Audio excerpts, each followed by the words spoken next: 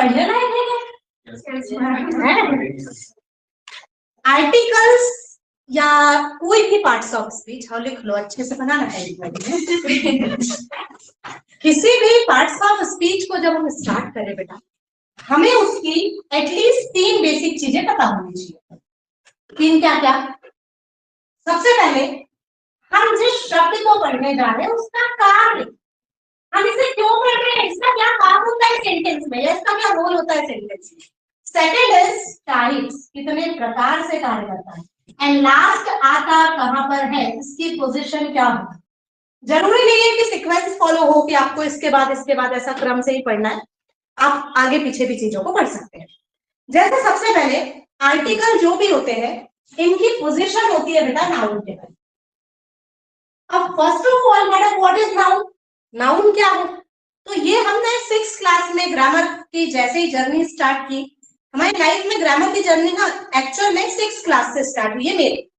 और आज की डेट का अगर कोई सीबीएसई का बच्चा है 3rd क्लास से कहीं ना कहीं 2nd और 3rd से उनको थोड़ा थोड़ा पढ़ाना सिखाना स्टार्ट कर देते हैं। सबसे पहला वर्ड हम लोग नाउन पढ़ते हैं, name of any person, any place, anything.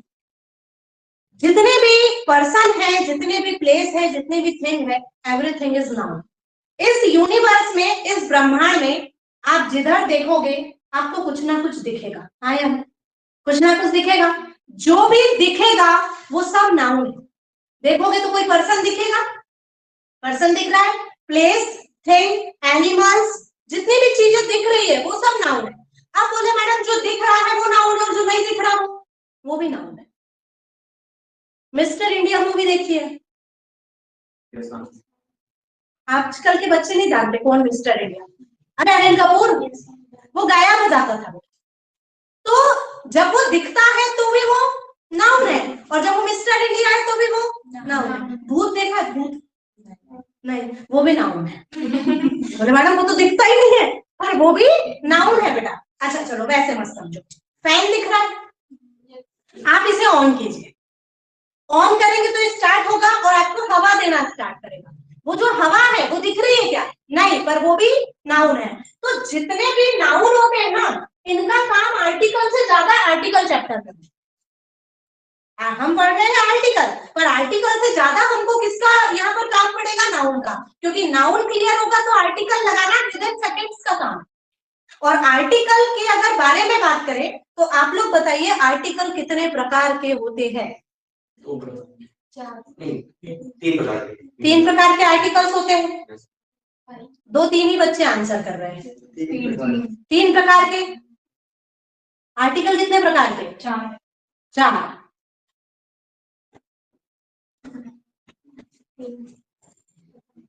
Articles 2 प्रकार के होते हैं बेटा, 3 4 घर से इनलाइन करके थोड़ी लेकर आए।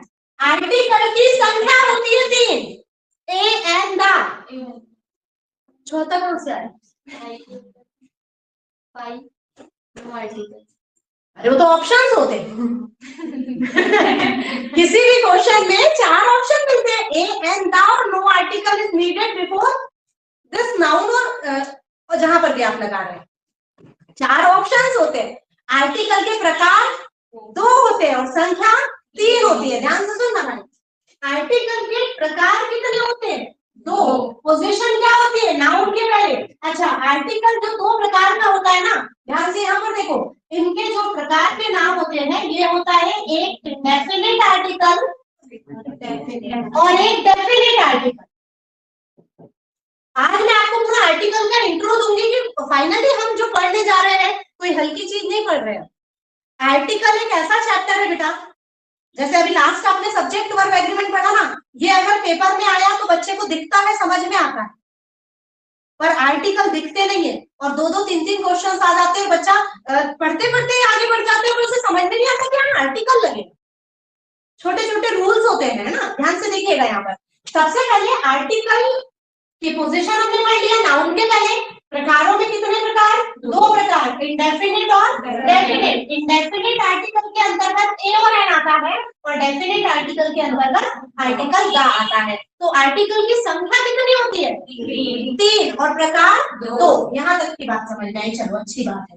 बताओ ना बेटा, आर्टिकल क्या कार्य करता है, हम सेंटेंस में आर्टिकल को क्यों यूज करते हैं, बताइए।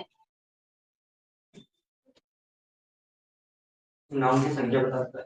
नाउन की संख्या, एन का मीनिंग एक होता है बेटा, तो एन तो नाउन की संख्या बता देगा, और दा कोई संख्या थोड़ी बताता है, तो हम ऐसा नहीं कह सकते कि संख्या बताता है। और बताइए, पर अच्छा सबने पढ़ा है आर्टिकल, कोई भी एक बच्चा ये नहीं बोल सकता मैडम मैंने आर्टिकल नहीं पढ़ा। तो आर्टिकल का कार्य क्या है, क्यों पढ़ते हैं इसको? अभी हम आज से स्टार्ट करेंगे, लगभग 8 दिन चलेगा बेटा, लंबा चैप्टर, 8 नहीं तो 6 दिन कहीं नहीं गए, पर 6 दिनों तक हम जिस चीज के पीछे अपना टाइम खराब करने वाले, एटलीस्ट हमें ये तो पता होना चाहिए उसका काम क्या है, क्यों पढ़ रहे हैं हम इसे। काम पता होगा, इंपोर्टेंस पता होगा, तो पढ़ने में भी इंटरेस्ट आएगा। बताओ काम, डेफिनेशन आर्टिकल की नहीं पढ़े मैडम, आर्टिकल ही नहीं पढ़े, बोलो। किसी इंपॉर्टेंट चीज को हाईलाइट करता था, दा करता है, और एन मैम वो तो चीजों को बताता है। चलिए ध्यान से देखिएगा। सबसे पहले अगर हम बात करें कि मैडम कितने प्रकार के होते हैं, आते कहां पर है, ये सब छोड़, पहले तो आप ये बताओ व्हाट इज एन आर्टिकल, है क्या, काम क्या है इसका। तो बेटा ध्यान से सुनो, ध्यान यहां रखो, आर्टिकल एक प्रकार के डिटरमिनर का कार्य करता है, एज अ डिटरमिनर काम करता है। अब सबसे बड़ी बात मैडम यही तो नहीं मालूम डिटरमिनर क्या करता है, डिटरमिनर किसे कहते हैं। तो डिटरमिनर एक प्रकार के निर्धारक का काम करता है, जो अपने बाद आने वाले नाउन को निर्धारित करता है या फिर इसके हिसाब से निर्धारित होता है। अब बोले मैडम कैसे, ये तो आपने ओरली बोल दिया कि तो निर्धारित करता है, होता है, पर कैसे करता है। किसी भी नाउन के पहले अगर आर्टिकल ए और एन लगा है, तो ये ए एन बताता है कि ये नाउन किस वैरायटी का है, और अगर उसी नाउन के पहले दा लिखा हुआ है, तो ये आर्टिकल निर्धारित करता है कि ये नाउन का वैरायटी क्या है, निर्धारित करने का काम करता है। अब बोले मैडम वैरायटी से हम क्या समझे, तो बेटा नाउन दो वैरायटी में डिवाइडेड होता है, एक होता है नाउन इंडेफिनिट और एक होता है नाउन डेफिनिट। तो इंडेफिनिट नाउन के पहले इंडेफिनिट आर्टिकल आता है, एन आता है, और डेफिनिट नाउन के पहले डेफिनिट आर्टिकल आता है, क्या आता है। जैसे एक छोटा सा आपने पिछले चैप्टर में रूल पढ़ा सब्जेक्ट वर्ब एग्रीमेंट का, सब्जेक्ट सिंगुलर तो वर्ब सिंगुलर, सब्जेक्ट प्लूरल तो वर्ब प्लूरल। अब बोले मैडम हमको पता होगा सब्जेक्ट सिंगुलर तभी तो वर्ब लगाएंगे, और अपने साथ कोई असिस्टेंट तो चल नहीं रहा है, क्यों बताएगा भाई साहब सिंगुलर तो आपने लगा दिया, भाई साहब प्लूरल तो आपने प्लूरल लगा दिया। ऐसे कोई अपने साथ असिस्टेंट थोड़ी चल रहा है जो बताएगा कि अरे मैडम नाउन सिंगुलर या नाउन इंडेफिनिट तो आप एन लगा दो, नाउन डेफिनिट तो आप दा लगा दो। ये सब काम हमको ही ढूंढना है, हमको ही पहचानना है, क्योंकि आर्टिकल जहां रेडीमेड लगे हुए मिल गए तो वहां तो वो बता देंगे कि एन इट मींस इंडेफिनिट और दा मींस डेफिनिट, पर कई जगहों पर तो हमें लिखना होता है, पुटअप करना होता है आर्टिकल, तो फिर वहां हम कैसे समझेंगे कि हमें एन को पुटअप करना है या दा को पुटअप करना है। तो सिर्फ दो चीजों पर आर्टिकल बेस्ड है बेटा, डेफिनेट और इंडेफिनिट। पूरा चैप्टर पढ़ने की भी जरूरत नहीं है अगर आपको ये दो शब्द समझ में आए। आप मुझे सिर्फ इतना बताइए, जैसे हमने लास्ट चैप्टर पढ़ा सब्जेक्ट वर्ब एग्रीमेंट, सभी आए थे क्लास में, उसमें हमने सिर्फ एक बेसिक रूल क्या पढ़ा था, सब्जेक्ट सिंगुलर तो वर्ब सिंगुलर और सब्जेक्ट प्लूरल तो वर्ब प्लूरल। तो हमको अगर ये पता होता कि सब्जेक्ट सिंगुलर है तो वर्ब ही तो लगाना था उठा के, और ये दो ही रूल तो पूरे चैप्टर पर बेस्ड था, हर पूरे चैप्टर में बस ये दो ही रूल चलते रहे। अब बस इतना पता हो जाए कि वो सिंगुलर है या प्लूरल, तो उसके लिए हमने फिर क्या पढ़े, रूल्स पढ़े, क्योंकि हमारी हैबिट क्या है किसी भी चीज को रूल्स में नियमों पे पढ़ने की। ऐसे ही ना यहाँ पर भी चीजें सिर्फ दो चीजों पर बेस्ड है, इंडेफिनिट और डेफिनिट। अगर हमें ये पता चल जाए कि ये इंडेफिनिट है तो एन लगा दो, डेफिनिट है तो दा लगा दो, पर हमारी हैबिट ऐसे नहीं होती ना, हमको क्या है किसी भी चीज को रूल्स में पढ़ने की हैबिट है, तो भाई हम रूल्स में पढ़ेंगे, पर समझने के हिसाब से अगर बात करें, कई बार बेटा पढ़ी हुई चीजें आप भूल सकते हो पर समझी हुई चीजें आप कभी भी नहीं भूलते। अब सपोज आपने कोई रूल पढ़ा और वो आपके दिमाग से वॉश हो गया, निकल गया, पर अगर आपको वो बनाते आती है चीजें कि मैंने ये ऐसा ऐसा है, मैं इसमें दा लगा दूंगा, यहाँ पर एन लगा दूंगा, तो आप करेक्ट जाएंगे, एकदम आपका आंसर करेक्ट आता है। कैसे, अब बात को समझो। फाइनली सिर्फ दो रूल्स पर बात करना है, कोई भी नाउन अगर इंडेफिनिट है तो क्या लगेगा एन, और डेफिनिट हो जाए तो क्या लग जाता है। आप बोले मैडम हम पहचानेंगे कैसे कि डेफिनेट है या इंडेफिनेट? सबसे बड़ा प्रॉब्लम तो ये है। तो बेटा हम आपको बताते, देखो क्या करना है। पहचानने का सबसे अच्छा तरीका, जिस भी व्यक्ति, वस्तु या स्थान को, मतलब नाउन को हम नहीं पहचान पाए, जैसे आप लोग सभी अपने 1 साल पुरानी बात याद करो। 1 साल पहले आपने किसी से सुना होगा कि कोई मैडम है योगिता साहब, इंग्लिश पढ़ाती है। कुछ बच्चे आईटीआई कर रहे थे, बोले आईटीआई कंप्लीट होगा तो हम क्लास जाएंगे। कुछ बच्चे कहीं कहीं क्लास में फंसे थे, ये कंप्लीट होगा तो हम क्लास जाएंगे। सुन के रखा था कि कोई मैडम है योगिता साहू, उनसे हमको इंग्लिश पढ़नी है। ठीक है बेटा, जब आप क्लास का पहला दिन याद, अपना पहला दिन, जिस दिन आप पहली बार क्लास में आकर बैठे, या पहली बार आप जब मुझसे मिलने आए, इंक्वायरी वाला डे याद कर लो, या क्लास में कोई बच्चे डायरेक्ट आ जाते, अपना पहला दिन याद करो। जब आप सीढ़ियों से चढ़ते चढ़ते ऊपर आए, तब तक ये पता नहीं था कि मैडम का नाम तो सुना है पर कैसी दिखती है। हाँ है ना, क्या पहनती है? हाँ, गूगल में देख लिया था। गूगल में भी नहीं देखा तो उसके भी एक दिन पहले की बात याद। या फिर हम चलो गूगल की बात करते हैं, अब आजकल मैडम गूगल पर भी अवेलेबल है, तो आप ना गूगल में नाम सर्च करने से भी पहले का समय याद करो कि स्पेलिंग सर्च करते करते हमको ये माइंडसेट नहीं था ना कि मैडम कैसे दिखती है, क्या पहनती है। बहुत पुरानी फोटो देखी बेटा, 4 साल पुरानी, नहीं 6 साल पुरानी, ठीक है। कैसे दिखती है, क्या पहनती है, कैसे इवन पढ़ाती है, कुछ भी क्लियर नहीं था। अब इसका अपोजिट करो। आप जब पहली बार क्लास में आके बैठते हैं ना बेटा, हमें एटलीस्ट आपका नाम भी पता नहीं, आप कहां से आए नहीं, आप किस पर्टिकुलर पर्पस से आए ये भी हमें नहीं पता। नहीं पता मतलब हम आपके बारे में नहीं जानते हैं, और जब हम इसे नहीं, जिसे भी हम नहीं जानते मतलब नहीं पहचानते हैं, वो बंदा हमारे लिए कैसा होता है, इंडेफिनिट होता है। तो आप हमारे लिए और हम आपके लिए, दोनों एक दूसरे के लिए कैसे होते हैं, इंडेफिनिट। लेकिन जब आपकी 2 दिन की क्लास हो जाती है, 3 दिन की क्लास हो जाती है, हम कहते हैं भाई आपका डेमो कंप्लीट हो गया है। वो डेमो कंप्लीट होने के पीछे बोलना ये रहता है कि अब आप अपना नाम पता बता दो, आप कहाँ से हो, किस पर्टिकुलर पर्पस से आप पढ़ना चाहते हो। तो बेटा जब हम आपका फॉर्म ले लेते हैं, सबमिशन फॉर्म जो होता है वो ले लेते हैं, तो हम समझ में आता है अच्छा ये लड़का है, इसने ये पढ़ाई किया है, और आपके बारे में हम सब कुछ जान जाते हैं। 2 दिन तक जब आप भी हमसे रेगुलर वे में पढ़ते हो तो आपको भी क्लियर हो जाता है कि मैडम आती है तो पढ़ाती कितना है, डांटती कितना है, हंसाती कितना है, रुलाती कितना है, कैसे डांट डांट के तो नहीं पढ़ाती है, पढ़ाते पढ़ाते झापड़ तो नहीं लगा देती है। तो ऐसा मतलब कहने का है कि आपको एक छवि बैठ जाती है दिमाग में कि वो कैसा है, जिसके बारे में हम पहचान गए बेटा, दैट इज डेफिनेट। और जिसे जब तक हमने नहीं पहचाना वो हमारे लिए इंडेफिनिट। जैसे सपोज आप कॉल करके इंफॉर्मेशन लेते हो, मैडम हमें आपकी क्लास आना है, आपको पता है क्लासरूम कैसा है, बैठने की व्यवस्था भी है या नहीं, छोटा है बड़ा है, एसी लगा है कि नहीं लगा है, कुछ भी नहीं पता होता है। लेकिन जब हम पहली बार क्लास में आते हैं ना, तो हम थोड़ा इधर इधर। आपको याद है एक बात ऐसा क्लिक किया होगा, जो बच्चे 10-15 दिन से पढ़ रहे हैं मेरे पास, मैडम एक लाइन को 4 बार क्यों बोलती है, एक बार में भी तो बात खत्म हो सकती है ना। नोटिस किया मेरे, जब मैं पढ़ाती हूँ तो एक एक लाइन को मैं 4-4 बार बोलती हूँ। पता है उसका रीजन क्या है? जब एक बार बोलो ना, तब एक बच्चा ऐसा देखता है, अब अपन ने सोचा उसने नहीं सुना, दूसरी बार बोलो, दूसरी बार बोलो तो वो जब तक दूसरा कोई कुछ कुछ करने लगता है ना, या फिर कुछ कुछ ऐसे पैन हो, जब तक दूसरे के लिए बोलो तब तक तीसरा, क्योंकि उसने ऑलरेडी 2 टाइम सुन चुका है। हमको तो ये लगता है इसने नहीं सुना, तो हम ऐसे कितने टाइम 3-3 4-4 बार उसको चीजों को रिपीट करते हैं। और वहीं पर कोई स्टोरी की बात आ जाए ना बेटा, तो मजाल है आपकी ऐसे पलके भी ऐसे ब्लिंक नहीं होती, हाँ मैडम क्या था आगे बताइए, है ना। तो ऐसा है कि अब आप लोगों को तरीका भी पता चल गया है, तो मतलब आप अब अपनी मैडम को अच्छी तरह से जानने लग गए। जानने लग गए मतलब मैडम आपके लिए डेफिनेट, और मैं भी आपके लिए डेफिनेट, मतलब हम दोनों एक दूसरे के लिए, आप हमारे लिए हम आपके लिए कैसे हो गए, डेफिनेट। आप अगर 20 लोगों की, 50 लोगों की, 100 लोगों की भीड़ में भी खड़े होंगे ना बेटा, तो भी हम आपको पहचान लेंगे वो मेरा स्टूडेंट है। कुंभ की भीड़ में भी खड़े होंगे ना, तो भी हम आपको ऐसे रील्स देखते दिखा, देखो मेरा क्या दिख रहा है, मेरा स्टूडेंट दिख रहा है ऐसा।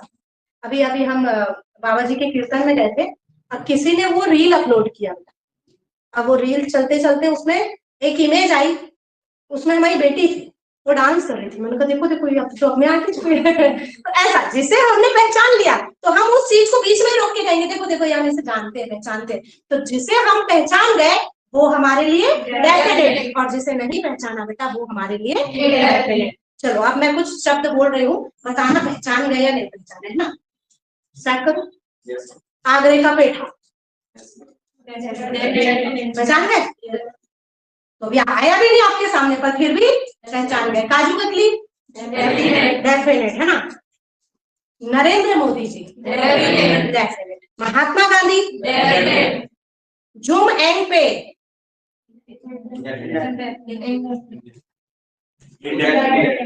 जब मैंने आगरे का पेठा बोला तो एक इमेज आई सामने, आई आड़े टेढ़े शेप्स में जिसका कोई साइज एंड शेप्स नहीं होते, है ना। काजू कतली बोली तो बराबर दिखा दिखा ना। नरेंद्र मोदी बोले तो बराबर एक सूट बूट में एक बढ़िया सा बंदा दिखा, और गांधी जी बोले तो डंडा लेके लाठी चश्मा सब कुछ दिखा। और जब वो बंदे का नाम बोला तो कुछ दिखा नहीं दिखा ना। अगर आप आंखें बंद कर भी किसी शब्द के बारे में पहचान गए बाय नेम और बाय फेस किसी भी कारण से, तो वो आपके लिए डेफिनेट होगा। तब ऐसी दशा में हम आर्टिकल दा लगाते हैं, और जिसे हम नहीं पहचान पाए ना बेटा वो हमारे लिए अनिश्चित होता है, इंडेफिनिट होता है, तो हमें एन आर्टिकल लगाना पड़ता है। ये बात क्लियर हुई? ठीक है, अब आगे की बात सुनो थोड़ा सा। बोले मैडम ऐसे डेफिनेट इंडेफिनिट करते रहोगे ना तो हमें कुछ आ रहा है कुछ नहीं आ रहा, और आदत क्या है रूल्स में पढ़ने की, किताबों से पढ़ने की। तो जिस लाइन को मैंने ऐसे एक्सप्लेन किया, अगर आप किसी बुक से पढ़ने जाते हो तो किताब क्या बोलती है उस हिसाब से बात करें। देखो जैसे एक एग्जांपल आया, yesterday I met blank boy, blank boy is very intelligent, है ना। ध्यान से सुना बेटा। किताब कहती है, अगर आप बुक से पढ़ते हो तो किताब कहती है किसी भी सेंटेंस में किसी नाउन का यूज यदि पहली बार तो एन लगाओ, दोनों में से जो सूट करे वो लगाओ, और अगर उसी नाउन को अगेन यूज करना हो तो डेफिनेट आर्टिकल डालो। क्लियर? अब आपने खुद रूल रख लिए कि भैया किताब ने बोला है पहली बार आए तो ए लगाओ, दूसरी बार आए तो दा लगाओ, तीसरी बार आए तो भी दा लगाओ, 10वीं बार आए तो भी दा लगाओ। ये रूल आपने पढ़ दिया, और इसके पीछे रीजन क्या था ध्यान से। यस्टरडे का मतलब होता है बीता हुआ कल। अब इसमें एक रूल भी आ जाता है, यस्टरडे अगो लास्ट के साथ कोई भी शब्द आता है तो टेंस हमेशा होता है सिंपल पास्ट। सिंपल पास्ट यानी वर्ब का सेकंड फॉर्म, मीट का सेकंड फॉर्म होता है ना। कल मैं एक लड़के से मिली। अब बेटा मैं यहाँ बैठी हुई थी, एक बंदा आया मुझसे मिलने आया, तो कहे अब मिलने आया तो बोले मैडम आपसे क्यों मिलेगा, उसको क्लास ज्वाइन करनी थी। अब वो लड़के ने जब आया, मैं आई कमिंग मैन बोला, तो मैंने उससे बोला आइए बेटा। अब हमने बातचीत स्टार्ट की। मुझे नहीं मालूम कि लड़के का नाम क्या है, कहाँ से आया, बस वो एक लड़का है मेरी नजर में। तो मेरे लिए अभी मैं उसे पहचान पा रही हूँ क्या, नहीं पहचान पा रही, तो वो मेरे लिए कैसा है, इंडेफिनिट है, तो हमने इंडेफिनिट आर्टिकल लगा दिया, आ लगा दिया। अब क्या हुआ, उस लड़के से मैंने बातचीत स्टार्ट की तो पता चला कि ये बच्चा तो बहुत ही ज्यादा इंटेलिजेंट है। बोले मैडम मुझे ना इंग्लिश पढ़ना है, थोड़ा सा मेरे ना इंग्लिश के कारण कुछ पॉइंट्स से मैं रुक जा रहा हूँ, मेरा पेपर क्लियर नहीं हो रहा है। तो हमने कहा बेटा इससे पहले कौन सा पेपर दिया, तो कहता है मैंने सीजीएल का पेपर दिया, और सीजीएल में मैंने टीयर फर्स्ट का जब पेपर दिया तो वो मेरा 0.5 नंबरों से रुका है। तो हमने कहा इससे पहले आपने बाकी सब्जेक्ट की क्लास कहाँ की, तो बोले सेल्फ स्टडी, सेल्फ ही पढ़ा, जो पढ़ा किताबों से पढ़ा, इवन किसी टीचर की भी हेल्प नहीं लिया। तो बेटा जो बच्चा पेपर को क्वालिफाई करने के एकदम यहाँ तक पहुंच गया है विदाउट एनी टीचर, बिना किसी टीचर की हेल्प के, और वो डायरेक्ट बोल रहा है कि बस मेरा इंग्लिश के कारण मार्क्स कम आ रहे हैं तो हमको क्लास ज्वाइन करना है, तो मतलब समझो ना बंदे की इंटेलिजेंस। तो बंदा समझ में आया कैसा है, इंटेलिजेंट है। इतनी देर में ही बात करते करते ये लड़का कैसा हो गया, डेफिनेट हो गया। जब डेफिनेट हो गया तो उन्हें क्या लगाया, आर्टिकल। तो बुक के हिसाब से पढ़ोगे तो किताब सिर्फ आपको फैक्ट बैठा कि कोई भी नाउन अगर पहली बार आया तो इंडेफिनिट और दूसरी बार आया तो डेफिनिट। आप अपना और मेरा एग्जांपल याद कर लो, आप जब पहली बार क्लास में आए थे, पता नहीं मैडम कैसी दिखती होगी, कैसा पढ़ाती होगी, कैसे बोलती होगी, कैसे डांटती होगी। और अभी का तो ठीक है बेटा, मैं आपको बताती हूँ मेरा एक पुराना एक्सपीरियंस। संतोष सर के यहाँ पढ़ाती थी तब मैं, बहुत सारे बच्चे बैठे हुए, कई बार ऐसा होता है ना, एक आध बच्चा ऐसे खींच के ला लेता है, चलना यहाँ बैठा है जैसे चल क्लास में बैठना, एक दो दिन बैठ के देखना, पसंद आएगा तो क्लास ज्वाइन कर देना। अब खींच के ला लिया, अब जैसे अपन स्टेज पे पहुंचे तो बच्चा कहता है ये पढ़ाएगी। इतने से दिखते थे बेटा, दुबले पतले से, और हाइट भी कम थी और हेल्थ तो बिल्कुल कम थी। मतलब हेल्थ इतनी थी कि अगर किसी ने एक जोर से दे दिया ना, तो वो साउथ की मूवी देखी ना आपने, ऐसे उड़ते तो नहीं तो घूम जाते, है ना। तो इस टाइप की कंडीशन, मतलब ये पढ़ाएगी, ऐसा कर रहा वो बच्चा। अब अपने जाते से नॉर्मल बैठे हुए बच्चों पर ध्यान नहीं जाता, पर जो हरकत करता है वहां ध्यान सबसे पहले जाता है। और मैं उसको देख रही हूँ, वो बोल रहा है ये पढ़ाएगी, तो बाजू वाला कहता है मतलब उन दोनों का साइलेंट मोड में कन्वर्सेशन चल रहा है। तो कहने का मतलब ये है बेटा, अपन वापस आते हैं अपने पॉइंट पर, कि आप किसी को भी ऐसे नाम से या ऐसे उसके फीचर से जज नहीं कर सकते। और चलो अपन अपने पॉइंट की बात पर आते हैं, नहीं तो इधर उधर हो जाएंगे। कहने का मतलब ये है कि बुक का काम है आपको सिर्फ क्या करना, रूल बताना, पर हमारा काम क्या है कि आपको उस चीज को समझना। पहली बार आपने किसी को देखा तो आपको क्या पता कि वो कैसा पढ़ाता है, कैसा बोलता है, कैसा चलता है, पर जब आपने उसे 2-3 दिन तक रेगुलर देखा तो वो बंदा आपके लिए कैसा हो गया, डेफिनेट हो गया। पूरा सिलेबस पढ़ के गया तो कोई बंदा, है ना। ऐसा है। तो बेटा यहाँ पर आपने उसको रूल में पढ़ लिया ना। अब एक रूल बुक ऐसे बताती है, ध्यान से देखना, है ना। This is blank boy who came here yesterday। आप देखो यहाँ पर हमने रूल पढ़ा है, yesterday, ago और लास्ट के साथ कोई भी शब्द आए तो टेंस हमेशा बोलो सिंपल पास्ट यानी वर्ब का सेकंड फॉर्म, कम के कम, सेकंड फॉर्म में केम होता है। अब यहाँ देखो, this is blank boy who came here yesterday. इस लाइन को ट्रांसलेट करो, this is blank boy who came here yesterday. यही वो लड़का है जो या कौन, जो कल यहाँ आया था। अब इसको ना सीन क्रिएट करते हैं। एक आप लोग क्लास में बैठे हुए हैं सारे, एक लड़का सीढ़ियों से चढ़ के आया और आके यहाँ क्लास में देखा, उधर देखा, इधर देखा। अब कोई ऐसे देख रहा है तो अपन तो ऑब्वियस से पलट के देखेंगे। जब अपन ने पलट के देखा तो कहे मैडम से मिलना है, तो आपने बोला कि मैडम तो शायद अभी तक आई नहीं है और आज लग नहीं रहा कि मैडम आएंगी। आप एक काम करना ना भैया, कल आप ना 11:30 बजे करेक्ट क्लास में आ जाओ, मैडम आपको मिल जाएंगे। उसने कहा ठीक है, वो था तो वापस चला। बंदे को आपने आंसर किया, आपको पता है वो कहाँ से आया था, क्यों आया, किस लिए आया, उसका पर्पस क्या था, आपको कुछ भी नहीं मालूम, उसका नाम नहीं मालूम। अब नेक्स्ट डे क्या हुआ, हम क्लास में आए, हमने पढ़ाना स्टार्ट किया, वो बंदा करेक्ट टाइम मिलाकर 11:30 बजे आ गया। जब 11:30 बजे आया तो जैसे वो आया, मैं आपको पढ़ा देती हूँ। उसने मुझे कहा एक्सक्यूज मी मैम। जैसे मैंने उसकी तरफ देखा तो आपने भी पलट के देखा, ऑब्वियस हम लोग देखते ही हैं।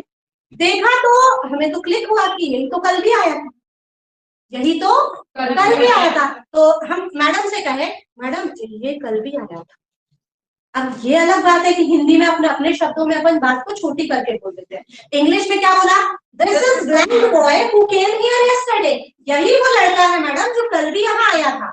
आप बताइए ना, आपने उस लड़के को पहचाना तब बोला ना, तभी ये सेंटेंस बना ना। अब ये बताइए, अभी आपको उसका नाम पता है क्या, कहाँ से आया, किस लिए आया, कुछ भी नहीं मालूम, पर फिर भी आपने उसे पहचान लिया। कैसे पहचाना, उसके नाम से या उसके फेस से, फेस से। तो बाय नेम और बाय फेस, किसी भी कारण से अगर वो बंदा डेफिनेट हो जाए तो आर्टिकल लगेगा।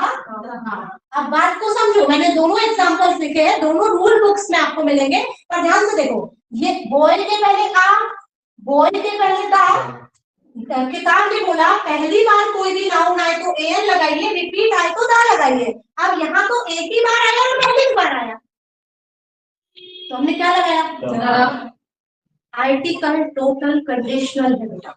जिसको कंडीशन समझ में आ गई वो आर्टिकल इतने में ही समझ जाता है। अदरवाइज फिर पढ़ते रहो। अब बोले मैडम इसका रूल क्या बनाएगी बुक? इसका रूल ये बनता है, किसी भी सेंटेंस में कोई भी रिलेटिव प्रोनाउन आए, who, which, that, relative pronouns होते हैं, वाक्य के बीच में आते हैं, जो या जिससे का मीनिंग देते हैं। इनके पहले आने वाला नाउन हमेशा डेफिनेट होता है, तो आर्टिकल डालो।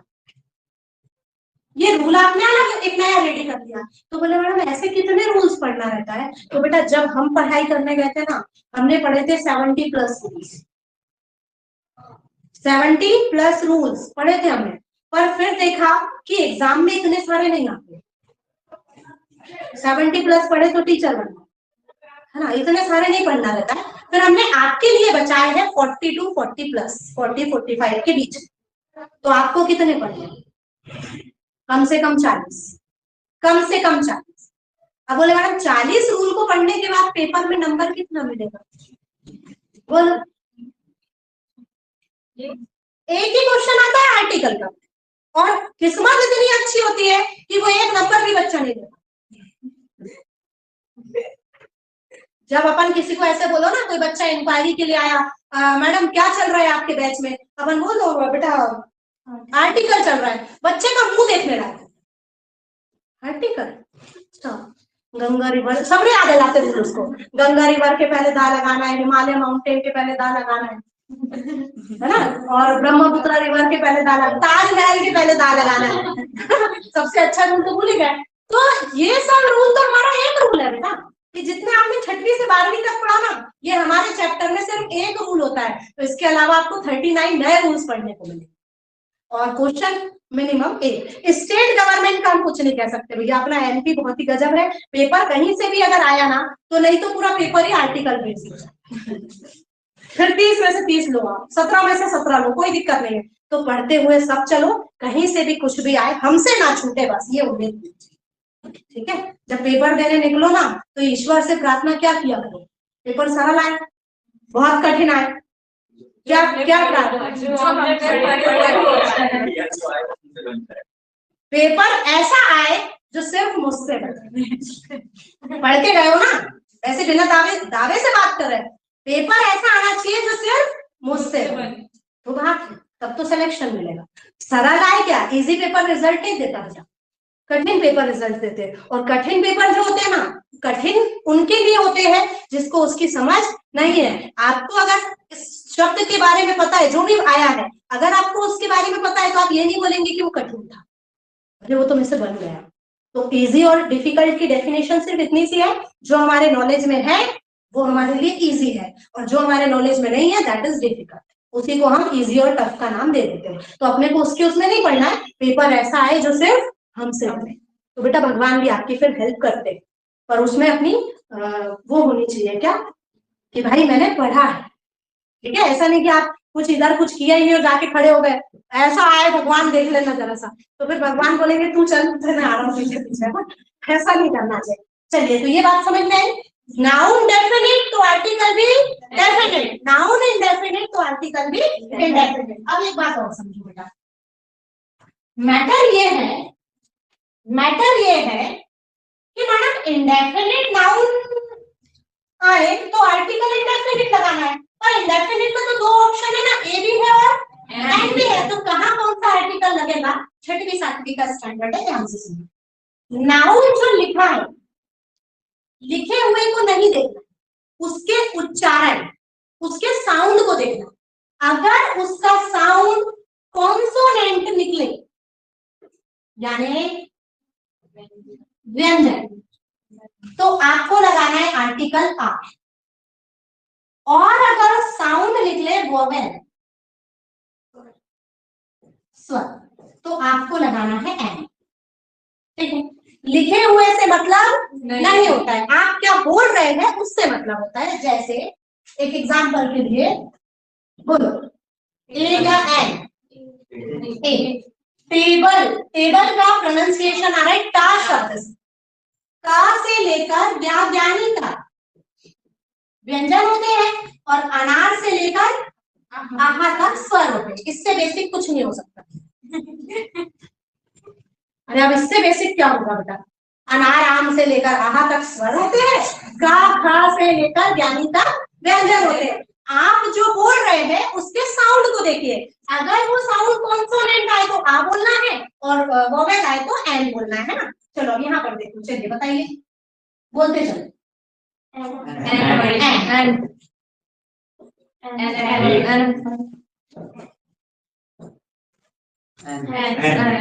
एन लिखा है एक्स। अब बच्चा क्या समझता है, एबीसीडी में ए ई आई ओ यू 5 होते हैं वोवेल्स, बाकी के कॉन्सोनेंट, तो ए लगाता है। कॉन्सोनेंट लिखे से मतलब नहीं है, आप जो बोल रहे हैं उसके साउंड पर डिपेंड करता है। एक्स रे, एक्स को आप ऐसे बोल रहे हैं तो ये ए साउंड मतलब आपका वोवेल साउंड आ रहा है, तो आपका आंसर होना चाहिए एन। अच्छा और बताइए, ऑनरेबल मैन, एच इसका म्यूट होता है, साइलेंट होता है, यहाँ से प्रोनाउंसिएशन स्टार्ट होता है, क्या लगेगा एन। अच्छा और बताइए, एन, ठीक है, और बताइए,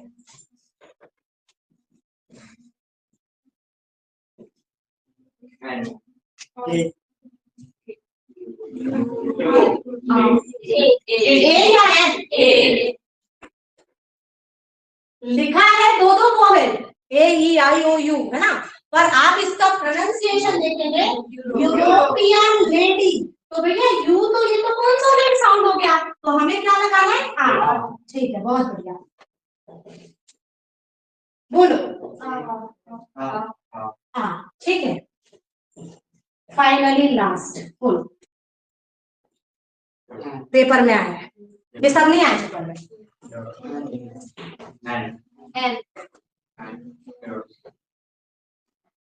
एन या ए? पढ़ोगे क्या?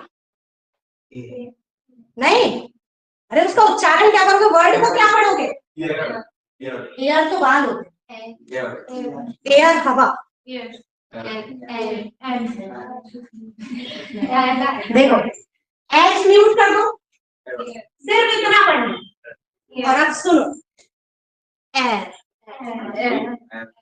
एयर, इतना के बोलते ना, बोलो एयर, ठीक है, एयर नहीं, एयर। हाँ, अरे कई बार ऐसा होता है ना, अपन घर में बोलते बोलते एर एर कर, मम्मी बोलने लगता है इतरा रही, बोले मैडम ने बोला इतरा के बोलो, ठीक है, क्या बोला है एर, मीनिंग बताओ शब्द। बहुत बढ़िया बेटा, वारिश या उत्तराधिकारी, वारिश या उत्तराधिकारी, पूरे संपत्ति का वारिश ये लड़का है तो एर, और लड़की होगी तो अरे लड़की नहीं हो सकती, पूरी संपत्ति का वारिश ये लड़की है। काश बोले मैडम मैं बोली एरिश, एरिश, एरिश, ठीक है, क्या बोला एरिश, आर्टिकल लगेगा एन, क्या लगेगा एन लगेगा, पेपर में आया है बेटा ये वर्ड, ठीक है। तो अच्छा अब एक वर्ड और बताते हैं, बोलो एंड, और इसका प्रोनाउंसिएशन स्पोकन वाले करो पटर पटर, ना सीख गए आप। आंट नहीं बोलना, एंट बोलना, आंट ये होता है आंटी, हम लोग अपने मन से आप डॉक्टर नहीं मम्मी लोग कहती ना, अरे वो मत जाना, वो डॉक्टर नहीं अच्छा डालने का, ऐसे पढ़ाती तुम्हारी मास्टर नहीं ये घर का शब्द, घर में उत्पन्न हुआ है, घर में खत्म हुआ। आंटी, आंटी नहीं बोला जाता था, आंट बोला जाता है, चाची और चीटी अंतर है, ये एंट है और ये आंट है, ये अलग बात है कि बचपन से मैडम इसको आंट नहीं बोला है ना, तो एंट बोल रहा है, क्या बोल रहा है, ठीक है, और तो अब आपको क्या करना है, कम से कम अपने आप को इम्प्रूव करते हुए आगे बढ़ना है, क्योंकि हमने किसी को सुना तो हमने बोला, अब हमें कोई सुने, कई बार कोई ये बोल देता है, अरे मैडम हाँ तो इसमें हमारी क्या गलती है, हमारे टीचर ने आंट बोला तो हमने आंट बोल दिया, है ना, बाहर जाके ऐसा बोल मत देना।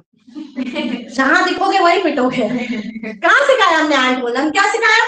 हाँ, ये बात तो आना नहीं चाहिए, हमारे टीचर ने जैसे बोला हमने वैसे बोला। अब सुधार रही हूँ मैं आपको, बहुत सारी गलतियां हैं जो अभी भी सुधारने की है। ठीक है, जैसे कल 40 की स्पेलिंग पूछ लिया। ठीक है ना? तो चलिए, ये बात की हमने ए और एन आर्टिकल की। अब थोड़ा सा आगे बढ़ते हैं, बता गहराई बता रहे हैं आप लोगों की, है ना, कहाँ तक है। अब हम चलते हैं डेफिनेट आर्टिकल का, है ना। देखना भाई, डिवीजन वाले बच के रहना प्लीज। ये स्पेलिंग को एक हम दा पढ़ते हैं, एक हम दी पढ़ते हैं। क्या रीजन है? वोवेल आए तो पक्का विद्यमान ऐसे। हाँ, दा और दी में क्या अंतर? नहीं पता? बहुत बढ़िया। दा और दी में अंतर ये है, इनके बाद आने वाले नाउन के साउंड को देखना है। अगर ये साउंड वोवेल से निकले, मतलब अनार से लेकर आ तक, तो दी, सॉरी यहां लगा दो मात्रा। और अगर ये साउंड कॉन्सोनेंट आए तो दा। जैसे अब इसको पढ़ना, बोलो। ऑफिस पढ़ रहे ना, ऑफिस के पहले ऑफिस का प्रोनाउंसिएशन वोवेल साउंड आ रहा है तो क्या बोलेंगे? इन दी ऑफिस। केबीसी शो देखते हो? एक लाइफलाइन मिलती है, बोलो। Ask the expert. एक्सपर्ट का प्रोनाउंसिएशन देखो, ये दी, आस्क दी एक्सपर्ट। अब बोलना,